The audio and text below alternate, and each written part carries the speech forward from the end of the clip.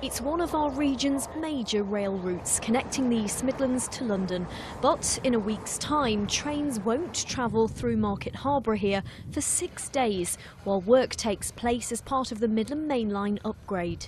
It's been a major enhancement that we've been trying to do for several decades to bring forward. It's a real important part, this at Market Harborough, to take forward that enhancement.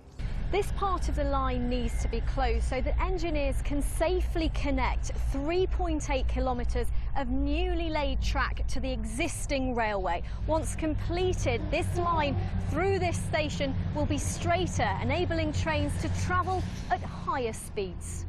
During the closure, engineers will also complete work to install this footbridge, which will open on the 3rd of June when train services resume.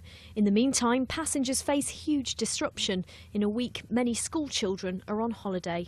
Check before you travel, check our website for the latest train times, check journey planners. They'll advise you on how to get from A to B. And at Market Harborough, we'll be running rail replacement coaches every 15 minutes to Kettering and to Leicester for passengers to complete their journeys. At the station today, there was mixed reaction from passengers.